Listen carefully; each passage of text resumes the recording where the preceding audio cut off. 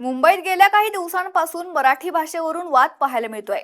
आता याच भाषेच्या वादावरून एका गुजरात्याने मराठी तरुणाला विवस्त्र करून अमानुष मारहाण केली आहे।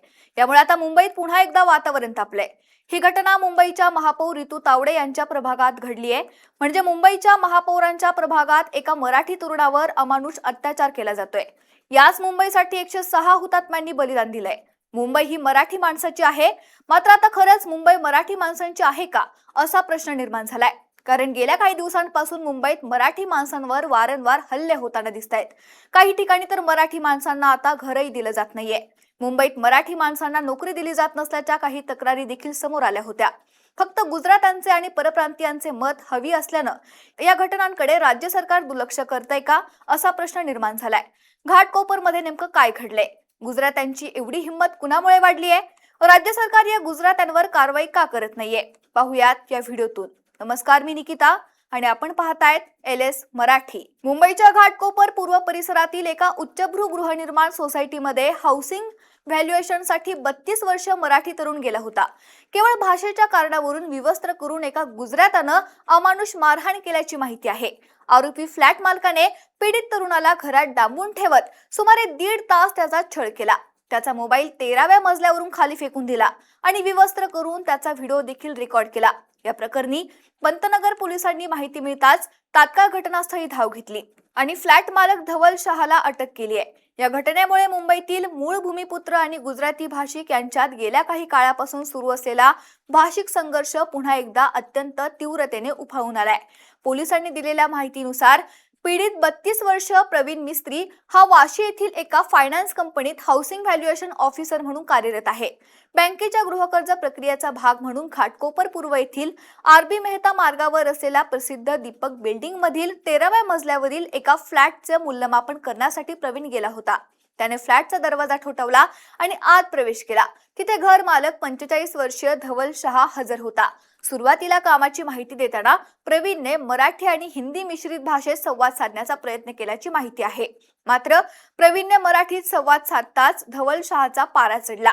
त्याने प्रवीणच्या भाषिक अस्मितेवर अत्यंत आक्षेपार्ह आणि अपमानकारक विधाने करण्यास सुरुवात केली। मुंबईत राहायचं असेल तर आमच्या पद्धतीने वागावं लागेल असं म्हणत त्यांच्यात जोरदार शाब्दिक वाद झाल्याची माहिती आहे। हा वाद विकोपाला गेल्यानंतर आरोपी धवल शहाने प्रवीणला बळजबरीने घराच्या आत ओढलं आणि दरवाजा बंद केला। स्वतःचा जीव धोक्यात असल्याचं पाहून प्रवीणने आपल्या कंपनीच्या वरिष्ठ अधिकाऱ्यांना या प्रकाराची माहिती देण्यासाठी खिशातून मोबाईल काढण्याचा प्रयत्न केला। मात्र नराधम धवल शहाने त्याच्या हातातील मोबाईल हिसकावून घेतला आणि कोणतीही भीती न बाळगता तो थेट 13व्या मजल्यावरील गॅलरीतून खाली फेकून दिला, जेणेकरून प्रवीणला कोणाशीही संपर्क साधता येऊ नये। मोबाईल फेकून दिल्यानंतर आरोपीच्या डोक्यातील विकृती अधिकच वाढली। त्याने प्रवीणला एका खोलीत कोंडलं आणि त्याचे सर्व कपडे बळजबरीने ओरबाडून काढले। प्रवीणला पूर्णपणे विवस्त्र केल्यानंतर आरोपीने त्याला लाथाबुक्क्यांनी बेल्टने बेदम मारहाण करण्यास सुरुवात केली। अमानुषतेची सीमा ओलांडत धवल शहाने विवस्त्र अवस्थेत असलेल्या आणि जीव वाचवण्याची विनवणी करणाऱ्या प्रवीणचा स्वतःच्या मोबाईलवर व्हिडिओ शूट केला। हा व्हिडिओ सोशल मीडियावर टाकून तुला समाजात तोंड दाखवायला जागा ठेवणार नाही अशी धमकी देत त्याने प्रवीणचे मानसिक खच्चीकरण केलं। आरोपीने प्रवीणचे कपडे घराबाहेर पॅसेजमध्ये फेकून 1.5 तास प्रवीणचा छळ करत राहिला। सुदैवाने प्रवीण इमारतीमध्ये जात असताना त्याचा एक सहकारी मित्र इमारतीच्या खालीच उभा राहून त्याची वाट पाहत होता। तब्बल 1-1.5 तास उलटूनही प्रवीण खाली आला नाही आणि त्याचा मोबाईल फोनही अचानक नॉट रिचेबल दाखवू लागल्यामुळे त्या मित्राला काहीतरी विपरीत घडल्याचा संशय आला। त्याने क्षणाचाही विलंब न करता थेट 100 नंबर डायल करत मुंबई पोलिसांच्या नियंत्रण कक्षाला फोन करून दीपक बिल्डिंग मध्ये काहीतरी गंभीर घडत असल्याची माहिती दिली। नियंत्रण कक्षाकडून संदेश मिळताच पंतनगर पोलीस ठाण्याचे पथक तातडीने सायरन वाजवत घटनास्थळी दाखल झालं। पोलिसांनी 13व्या मजल्यावरील संबंधित फ्लॅटचा दरवाजा ठोठावून आत प्रवेश केला आणि अत्यंत गंभीर जखमी अवस्थेत असलेल्या प्रवीण मिस्त्री यांची धवल शहाच्या तावडीतून सुटका केली। पोलिसांनी पीडित तरुणाला तात्काळ रुग्णालयात नेऊन त्याच्यावर वैद्यकीय उपचार केले आणि त्याच्या जबाबावरून फ्लॅट मालक धवल शहा विरुद्ध बेकायदेशीरपणे डांबून ठेवणं, विवस्त्रित करून व्हिडिओ बनवणं, अमानुष मारहाण करणं आणि पुरावे नष्ट करणं यांसारख्या गंभीर गुन्ह्यांतर्गत गुन्हा दाखल करून त्याला बेड्या ठोकल्या। घाटकोपरमधील या घटनेनं केवळ एका गुन्हेगाराची विकृत मानसिकता समोर आणलेली नाहीये, तर मुंबईत गेल्या काही वर्षांपासून सातत्याने वाढत असलेल्या मराठी विरुद्ध गुजराती भाषिक वादाला पुन्हा एकदा हवा दिली आहे।